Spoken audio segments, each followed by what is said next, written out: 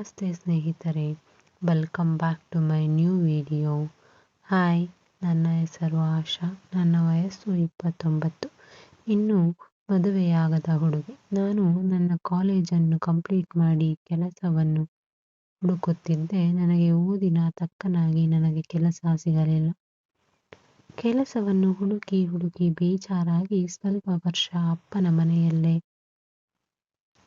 ಅಪ್ಪ ಅಮ್ಮನಿಗೆ ಸಹಾಯ ಮಾಡುತ್ತಾ ಮನೆಯಲ್ಲಿ ಇದ್ದೆ. ನನಗಂತೂ ಮನೆಯಲ್ಲಿ ಇದ್ದು ಬೇಜಾರಾಗಿತ್ತು. ಇನ್ನೊಂದು ಕಡೆ ಓದಿಕೊಂಡರೂ ಕೆಲಸ ಸಿಗುತ್ತಿಲ್ಲ ಎನ್ನುವ ಬೇಜಾರು. ಇನ್ನು ಅಪ್ಪ ಅಮ್ಮನ ದುಡ್ಡಲ್ಲಿ ಜೀವನ ಮಾಡುತ್ತಿದ್ದೇನೆ ಎಂಬುದು ನನಗೆ ಕಾಡುತ್ತಿತ್ತು. ಇನ್ನು ಯಾವುದಾದರೂ ಕೆಲಸಕ್ಕೆ ಹೋದರೆ ನನಗೆ ಖರ್ಚಿಗಾದರೂ ಹಣ ಸಿಗುತ್ತೆ ಎಂದು ಯೋಚಿಸುತ್ತಿದ್ದೆ. ನನ್ನ ಸ್ನೇಹಿತೆಯೊಬ್ಬಳು ಬೆಂಗಳೂರಿನಲ್ಲಿ ಕಂಪ್ಯೂಟರ್ ಮಾರುವ ಅಂಗಡಿಯಲ್ಲಿ ಕೆಲಸ ಮಾಡುತ್ತಿದ್ದಳು. ಅವಳಿಗೆ ಕಾಲ್ ಮಾಡಿ, ನಾನು ಆಶಾ ಕಣೆ, ಹೇಗಿದ್ದೀಯಾ ಎಂದು ಕೇಳಿದೆ. ಆಗ ನನ್ನ ಸ್ನೇಹಿತೆಯಾದ ಭಾವನಾ, ಏನೇ ಇಷ್ಟು ದಿನ ಆದಮೇಲೆ ನನಗೆ ಕಾಲ್ ಮಾಡಿದ್ದೀಯಾ, ಹೇಗಿದ್ದೀರಾ, ಏನಾದರೂ ಮದುವೆ ಸೆಟ್ ಆಯ್ತಾ ಎಂದು ಕೇಳುತ್ತಾಳೆ. ಅದಕ್ಕೆ ಆಶಾ, ಇಲ್ಲ ಕಣೆ ಭಾವನಾ, ನಾನು ಮನೆಯಲ್ಲಿ ಇದ್ದೀನಿ, ಏನು ದುಡಿಯುತ್ತಿಲ್ಲ ಎಂದು ಬೇಜಾರಾಗಿದೆ ಕಣೆ. ನಾನು ಯಾವ ಕೆಲಸವನ್ನು ಮಾಡೋಕೆ ರೆಡಿ ಇದ್ದೀನಿ, ನಿನಗೆ ಎಲ್ಲಾದರೂ ವೇಕೆನ್ಸಿ ಇದ್ದರೆ ಹೇಳಿ ಎಂದು ಕೇಳಿಕೊಳ್ಳುತ್ತಾಳೆ. ಅದಕ್ಕೆ ಭಾವನಾ, ಹೌದಾ, ಹಾಗಾದರೆ ನಾನು ವಿಚಾರಿಸಿ ನಿನಗೆ ಕಾಲ್ ಮಾಡುತ್ತೇನೆ ಎಂದು ನಮ್ಮ ಅಪ್ಪ ಅಮ್ಮನನ್ನು ವಿಚಾರಿಸುತ್ತಾ ಕಾಲಿಡುತ್ತಾಳೆ. ಸುಮಾರು 1 ವಾರದ ನಂತರ ಬೆಂಗಳೂರಿನಿಂದ ಭಾವನಾ ನನಗೆ ಕಾಲ್ ಮಾಡುತ್ತಾಳೆ. ಲೇ ಆಶಾ, ಎಲ್ಲ ಕಡೆ ವಿಚಾರಿಸಿದೆ, ಎಲ್ಲೂ ಕೆಲಸ ಖಾಲಿ ಇಲ್ಲ ಕಣೆ. ಆದರೆ ಬೇಜಾರು ಮಾಡ್ಕೊಳ್ಬೇಡ, ಹೀಗೆ ಹೇಳ್ತೇನೆ ಅಂತ. ನಿನಗೆ ಒಪ್ಪಿಗೆ ಹಾಗೂ ಇಷ್ಟ ಇದ್ದರೆ ನಾನು ಕೆಲಸ ಮಾಡುತ್ತಿರುವ ಜಾಗದಲ್ಲಿ ಒಂದು ಲೇಡಿ ಪೋಸ್ಟಿಗೆ ವೇಕೆನ್ಸಿ ಇದೆ ಆಶಾ, ನೀನು ಬೇಕಾದರೆ ಈ ಕೆಲಸ ಮಾಡುತ್ತೀಯಾ ಅಂದರೆ ನಾನು ಮ್ಯಾನೇಜರ್ ಹತ್ತಿರ ಮಾತನಾಡುತ್ತೇನೆ ಅಂತ ಭಾವನಾ ಹೇಳುತ್ತಾಳೆ. ಅದಕ್ಕೆ ಆಶಾ, ಸರಿ ಕಣೆ, ಅಟ್ಲೀಸ್ಟ್ ಯಾವುದೋ ಒಂದು ಕೆಲಸ ಸಿಕ್ಕರೆ ಸ್ವಲ್ಪ ಖರ್ಚಿಗೆ ಹಣ ಸಿಗುತ್ತೆ.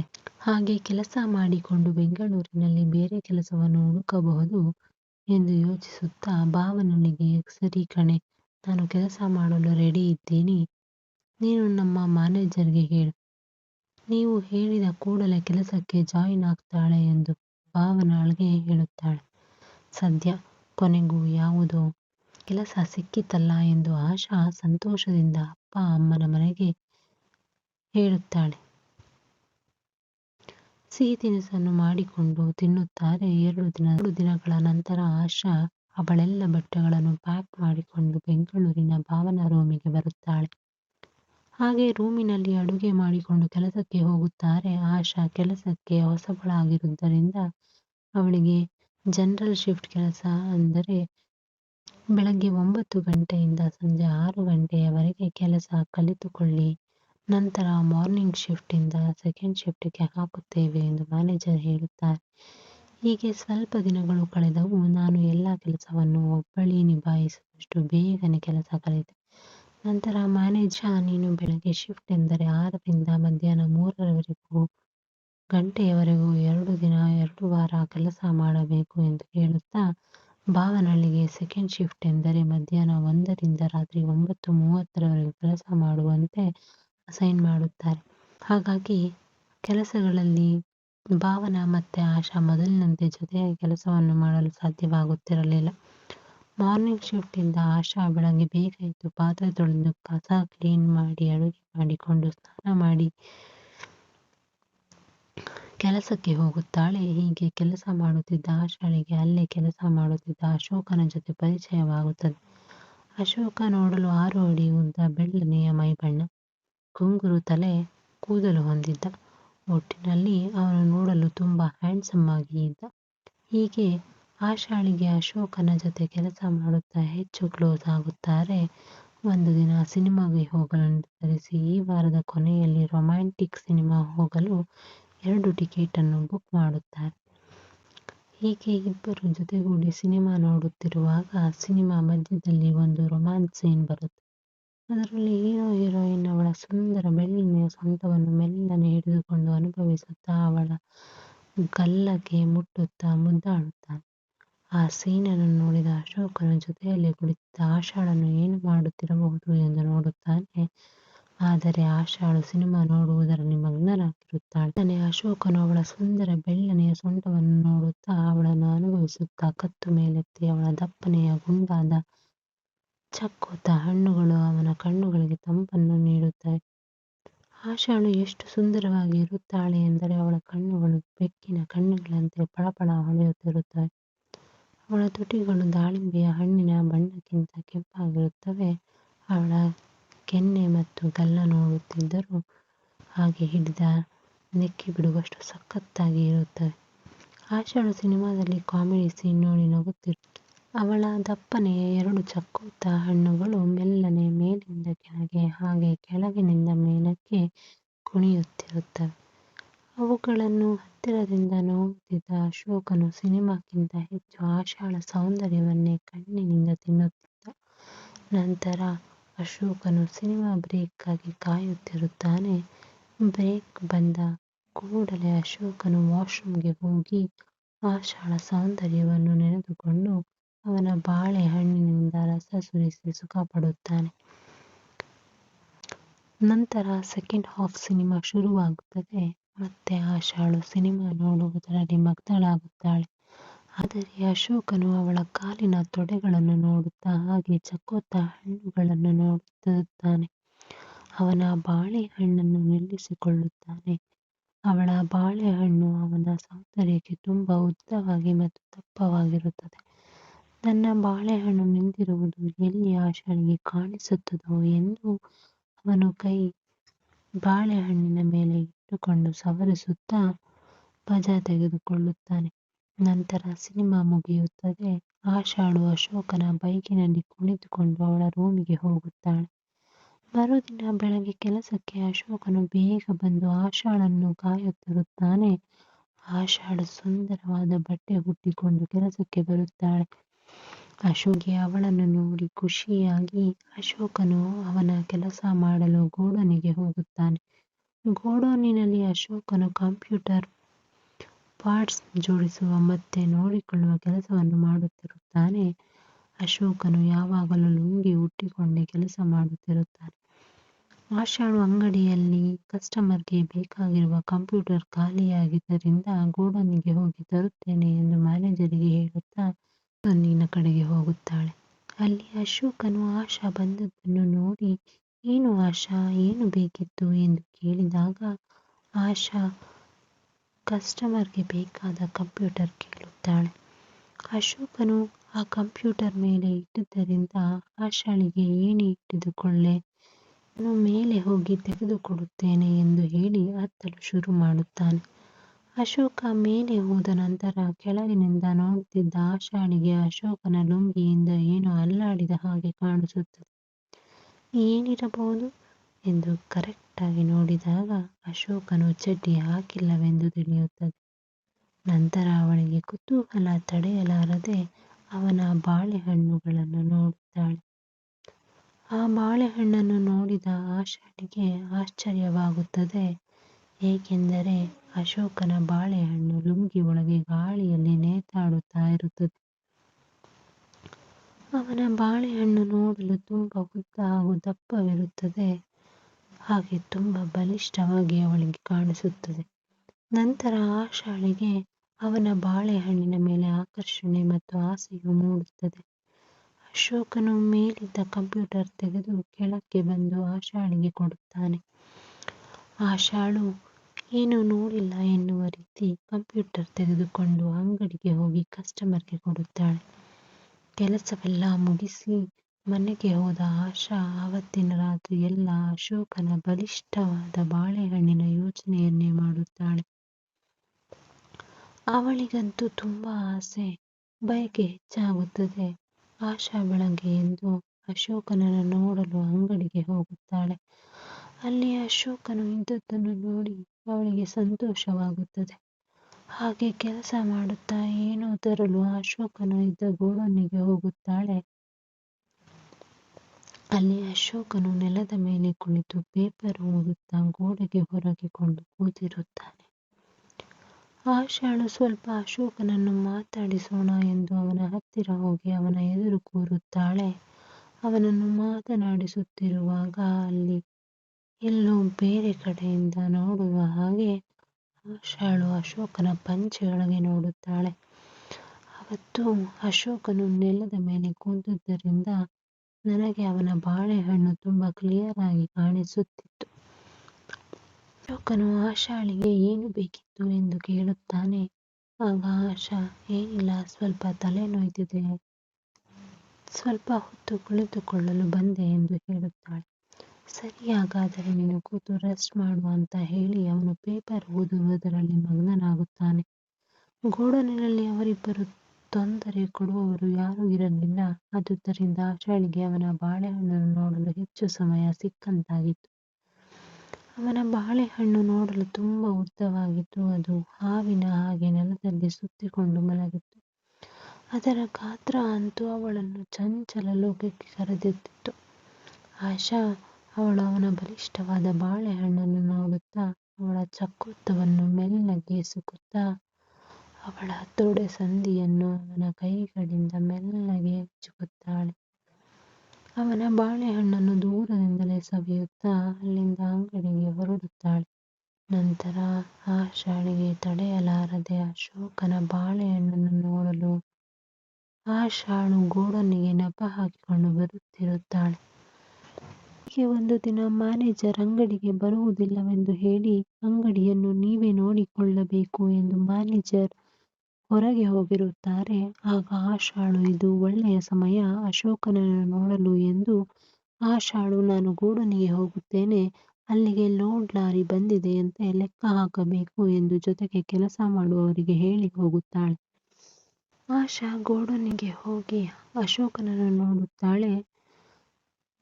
ಹಾಗೆ ಲೋಡ್ ಲಾರಿ ಏಕೆ ಇನ್ನೂ ಬಂದಿಲ್ಲ ಎನ್ನುತ್ತಾಳೆ. ಅದಕ್ಕೆ ಅಶೋಕನು, ಇಲ್ಲ, ಬರುತ್ತೆ, ಸ್ವಲ್ಪ ಲೇಟ್ ಆಗಿ, ಇನ್ನು 2 ಗಂಟೆಯ ನಂತರ ಬರುತ್ತಾರಂತೆ ಎಂದು ಅಶೋಕನು ಆಶಾಳಿಗೆ ಹೇಳುತ್ತಾನೆ.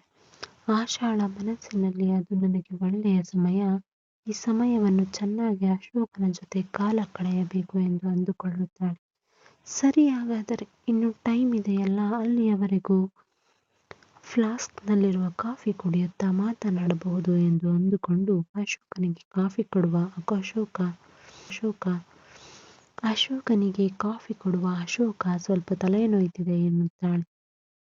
ಅದಕ್ಕೆ ಅಶೋಕನು, ಸರಿ ಆಶಾ, ನನಗೂ ಕೂಡ ಬೆಳಗ್ಗೆಯಿಂದ ಕೆಲಸ ಮಾಡಿ ಸಾಕಾಗಿದೆ, ನೀನು ಬೇರೆ ಸಮಯಕ್ಕೆ ಸರಿಯಾಗಿ ಬಂದಿದ್ದೀಯ, ಬಾ ಕಾಫಿ ಕುಡಿಯುತ್ತಾ ಮಾತಾಡೋಣ ಅಂತ ಅಶೋಕ ಆಶಾಳಿಗೆ ಹೇಳುತ್ತಾನೆ.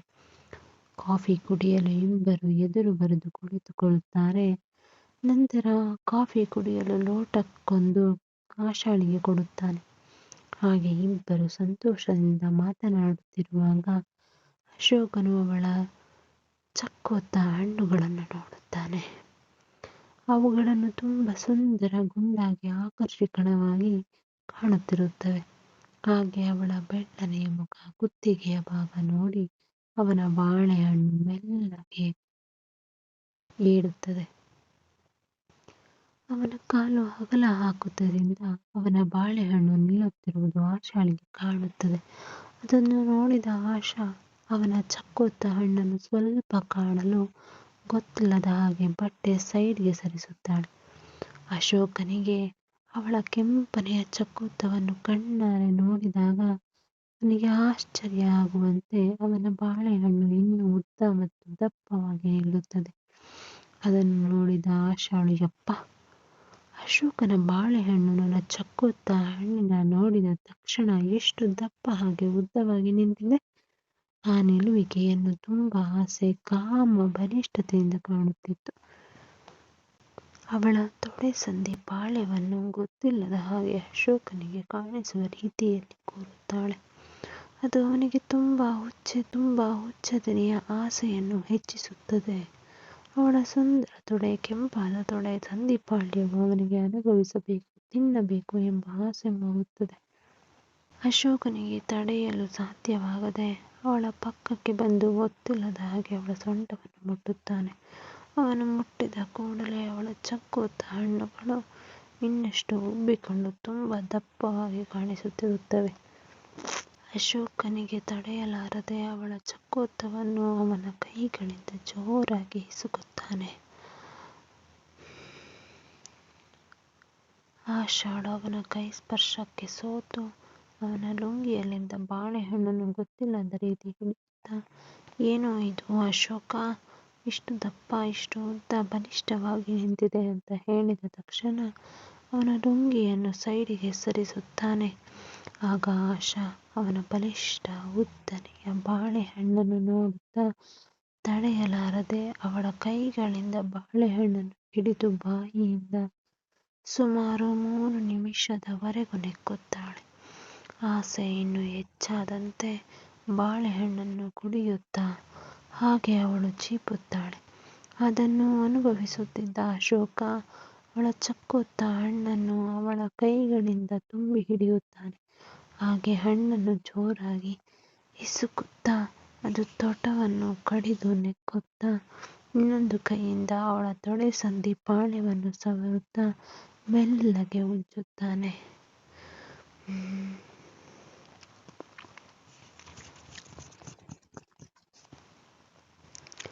ಆಶಾಳಿಗೆ ಅವನ ಬಲಿಷ್ಠ ಬಾಳೆಹಣ್ಣನ್ನು ಅನುಭವಿಸುವ ಆಸೆ ಹೆಚ್ಚಾಗಿ ಅವನ ಬಾಳೆಹಣ್ಣನ್ನು ಸಂದಿಪಾಳ್ಯಕ್ಕೆ ನುಗ್ಗಿಸಿಕೊಳ್ಳುತ್ತಾಳೆ. ಅದೇ ಸಮಯಕ್ಕೆ ಕಾಯುತ್ತಿದ್ದ ಅಶೋಕ ಮನಸ್ಸಿನಲ್ಲಿ ಎಂದು ಅಂದುಕೊಂಡಿದ್ದ ಆಸೆ ಇವತ್ತು ಈಡೇರುತ್ತಿದೆ, ಬಿಡಬಾರದು ಎಂದು ಅವಳ ಸೊಂಟವನ್ನು ಹಿಡಿದು ಜೋರಾಗಿ ಸಂದಿಪಾಳ್ಯಕ್ಕೆ ಹೊಡೆಯುತ್ತಾನೆ. ಅದು ಅವಳಿಗೆ ತುಂಬ ನೋವು, ಅದರ ಜೊತೆಗೆ ತುಂಬ ಸುಖ ಒಂದೇ ಸಮಯಕ್ಕೆ ಸಿಗುತ್ತಾ ಇತ್ತು. ಆಶಾ ತುಂಬ ಕಿರುಚುತ್ತಿದ್ದಳು. ನನ್ನ ಹೊಡೆತವು ಅವಳ ಸಂದಿ ಪಾಳ್ಯವನ್ನು ಮೆಲ್ಲಗೆ ಅಗಲ ಮಾಡುತ್ತಾ ಪಾಳ್ಯವನ್ನು ಹರಿದು ಹಾಕಿತ್ತು. ನನ್ನ ಹೊಡೆತ ಅವಳ ಚಕ್ಕೋತ್ತವನ್ನು ಜೋರಾಗಿ ಕುಣಿಸುತ್ತಿದ್ದವು. ಆ ಕುಲುಕುವ ಚಕ್ಕೋತ್ತವನ್ನು ನೋಡುತ್ತಾ ಮತ್ತೆ ಹಣ್ಣನ್ನು ಎಸೆಯುತ್ತಾ ಇನ್ನೂ ಜೋರಾಗಿ ಹೊಡೆಯಲು ಶುರು ಮಾಡುತ್ತೇನೆ. ಅಯ್ಯೇ ಅಶೋಕ, ಸ್ವಲ್ಪ ಮೆಲ್ಲಗೆ ಮಾಡೋ, ನನಗೆ ನೋವಾಗುತ್ತಿದೆ ಅಂತ ಆಶಾ ಹೇಳುತ್ತಾಳೆ. ಆದರೆ ಅಶೋಕನಿಗೆ ಎಂದೆಂದೂ ಸಿಗದ ಅವಕಾಶ ಸಿಕ್ಕಿದ್ದರಿಂದ ಅವನ ಆಸೆ ಹೆಚ್ಚಾಗಿ ಇನ್ನೂ ಜೋರಾಗಿ ಹೊಡೆಯಲು ಶುರು ಮಾಡುತ್ತಾನೆ. ಸುಮಾರು 30ರಿಂದ 35 ನಿಮಿಷಗಳ ಕಾಲ ಅವನು ನನಗೆ ಹಿಂಡಿ, ಹಿಸುಕಾಡಿ, ನೆಕ್ಕಿ, ಕಡಿದು, ಉಜ್ಜಾಡುತ್ತಾ ಅವನ ಎಲ್ಲ ರೀತಿಯ ವ್ಯಾಯಾಮವನ್ನು ನನ್ನ ಮೇಲೆ ಪ್ರಯೋಗ ಮಾಡಿ ಬಾಳೆಹಣ್ಣಿಗೆ ಸುಖ ಪಡೆಯುತ್ತಾನೆ. ನನ್ನ ಚಕ್ಕೋತ್ತದ ಮೇಲೆ ಮತ್ತು ಸಂದಿಪಾಳ್ಯದ ಒಳಗೆ ತುಂಬ ರಸವನ್ನು ತುಂಬಿಸುತ್ತಾನೆ. ಕೊನೆಗೆ ಇನ್ನೇನು ಕಂಪ್ಯೂಟರ್ ಲೋಡ್ ಲಾರಿ ಬರುತ್ತೆ ಅನ್ನುವ ಟೈಮಿನಲ್ಲಿ ಅಶೋಕನ ಬಾಳೆಹಣ್ಣು ಕೆಂಪಾದ ಕೆಂಡದಂತೆ ಆಗಿತ್ತು. ಏಕೆಂದರೆ ಅವನು ಅಷ್ಟು ಜೋರಾಗಿ ಅನುಭವಿಸುತ್ತಾ ನನ್ನ ಚಕ್ಕೋತ್ತ ಮತ್ತು ಸಂದಿಪಾಳ್ಯವನ್ನು ಹಿಸುಕಿ ಹಿಂಡಾಡಿದ್ದ. ಅವನ ಬಾಳೆಹಣ್ಣಿನಿಂದ ರಸ ಬರಬೇಕಾದ ಸಮಯದಲ್ಲಂತೂ ನನ್ನ ಸಂದಿಪಾಳ್ಯವನ್ನು ಇನ್ನೂ ಜೋರಾಗಿ ಹೊಡೆಯುತ್ತಾ ಚಕ್ಕೋತ್ತವನ್ನು ಹಿಂಡುತ್ತಾ ರಸವನ್ನು ಅರ್ಧ ಸಂದಿಪಾಳ್ಯದ ಒಳಗೆ ಮತ್ತು ಮುಖದ ಮೇಲೆ ಹರಿಸಿಬಿಟ್ಟ. ರಸವು ತುಂಬ ಬಿಸಿಯಾಗಿತ್ತು. ಒಮ್ಮೆ ರುಚಿ ನೋಡೋಣ ಅಂತ ಅದನ್ನು ಟೇಸ್ಟ್ ಮಾಡಿದರೆ ತುಂಬ ಸಿಹಿಯಾಗಿತ್ತು. ನನ್ನ ಆಸೆಗಳನ್ನು ಅಶೋಕ ಅರ್ಥ ಮಾಡಿಕೊಂಡು ನನಗೆ ತುಂಬ ಸುಖ ಕೊಟ್ಟ. ನಂತರ ಲಾರಿ ಬಂತು. ನಾವಿಬ್ಬರು ಬಟ್ಟೆ ಹಾಕಿಕೊಂಡು ಏನೂ ಆಗಿಲ್ಲದ ರೀತಿ ಲಾರಿಯ ಡ್ರೈವರ್ ಹಾಗೂ ಕ್ಲೀನರ್ಗೆ ಲೋಡ್ ಇಳಿಸಲು ಹೇಳುತ್ತಾ ಲೋಡನ್ನು ಲೆಕ್ಕ ಹಾಕಿಕೊಂಡು ಲೋಡ್ ಇಳಿಸಿದ್ದೆಲ್ಲ ಮುಗಿಯಲು 2 ಗಂಟೆ ತೆಗೆದುಕೊಂಡಿತು. ನಂತರ ಲಾರಿ ಹೋಯಿತು. ಅಶೋಕನಿಗೆ ಮತ್ತೆ ಆಸೆಯಾಗಿ ನನ್ನ ಚಕ್ಕೋತ್ತವನ್ನು ನೋಡುತ್ತಾ ನಾನು ಹಾಗೆ ಅವನಿಗೆ ಚಕ್ಕೋತ್ತವನ್ನು ತೆಗೆದು ತೋರಿಸಿದೆ. ಮತ್ತೆ ಇನ್ನೊಂದು ರೌಂಡ್ ಆಟ ಆಡುತ್ತಾ ಬಾಳೆಹಣ್ಣು ಸಂದಿಪಾಳ್ಯವನ್ನು ಸವಿಯುತ್ತಾ ನಮ್ಮ ರಸಗಳನ್ನು ನೆಲದ ಮೇಲೆಲ್ಲ ಚಿಮ್ಮಿದೆವು. ಸುಖವು ಆಕಾಶಕ್ಕೆ ಏರಿತು. ನಂತರ ಸುಖ ಅನುಭವಿಸಿ ದಿನದ ಕೆಲಸ ಮುಗಿಸುತ್ತಾ ಅಲ್ಲಿಂದ ಮನೆಗೆ ಹೋದೆವು. ಮರುದಿನ ಮತ್ತೆ ಅಂಗಡಿಯ ಗೋಡೌನಿನಲ್ಲಿ ಸ್ವಲ್ಪ ಕೆಲಸ ಇದೆ ಅಂತ ಬಂದು ಅಶೋಕನ ಹತ್ತಿರ ಚಕ್ಕೋತ್ತ ಬಾಳೆಹಣ್ಣು ಆಟವಾಡುತ್ತಾ ಸಿಕ್ಕಾಪಡುತ್ತಿದ್ದೆವು. ಹೀಗೆ ನಮ್ಮ ಚೆಲ್ಲಾಟ ಪ್ರತಿದಿನ ಮುಂದುವರಿಯುತ್ತಿತ್ತು. 1 ತಿಂಗಳ ನಂತರ ನನ್ನ ಚಕ್ಕೋತ್ತವನ್ನು ಹಿಸುಕಿ ಇನ್ನೂ ದಪ್ಪದ್ದಾಗಿ ಮಾಡಿಬಿಟ್ಟಿದ್ದ. ಹಾಗೆ ಸಂದಿಪಾಳ್ಯವನ್ನು ಹರಿದು ಬಿಟ್ಟುದರಿಂದ ಅವನೇ ಬಾಳೆಹಣ್ಣನ್ನು ನನ್ನ ಇನ್ನೊಂದು ಸಂದಿಪಾಳ್ಯವನ್ನು ಅಗೆಯಲು ಶುರು ಮಾಡಿದ್ದ. ಅವನ ಬಾಳೆಹಣ್ಣು ಇನ್ನಷ್ಟು ದಪ್ಪ ಆಗುತ್ತಾ ಬಲಿಷ್ಠವಾಗಿ ಮೃಗವಾಗಿ ಬೆಳೆಯುತ್ತಿತ್ತು. ನನಗಂತೂ ಅವನ ಸುಖವು ಬಿಡಲಾರದೆ ಅವನ ಜೊತೆ ಡೈಲಿ ಗೋಡೌನಿನಲ್ಲಿ ಚಕ್ಕೋತದ ಜೊತೆ ಆಟವಾಡುತ್ತಾ ಅಶೋಕನು ನನ್ನ ಸಂಧಿಪಾಳ್ಯವನ್ನು ಬಾಳೆಹಣ್ಣಿನಿಂದ ಹರಿದು ಊರು ಬಾಗಿಲು ಮಾಡುತ್ತಿದ್ದ. ಅದನ್ನು ನಾನು ಚೆನ್ನಾಗಿ ಅನುಭವಿಸುತ್ತಿದ್ದೆ. ಇಲ್ಲಿಗೆ ಈ ಕತೆ ಮುಂದುವರಿಯುತ್ತಾ ಮುಗಿಯುತ್ತದೆ. ಸ್ನೇಹಿತರೆ, ನಿಮಗೆ ಈ ಕತೆ ಇಷ್ಟವಾಗಿದ್ದರೆ ಲೈಕ್ ಮಾಡುವುದನ್ನು ದಯವಿಟ್ಟು ಮರೆಯಬೇಡಿ. ಮತ್ತೆ ಇಂತಹ ಇನ್ನಷ್ಟು ಕತೆಗಳಿಗಾಗಿ ನಮ್ಮ ಚಾನಲನ್ನು ಸಬ್ಸ್ಕ್ರೈಬ್ ಮಾಡಿಕೊಳ್ಳುವುದನ್ನು ಮರಿಬೇಡಿ. ಮತ್ತೆ ಸಿಗೋಣ. ಧನ್ಯವಾದಗಳು.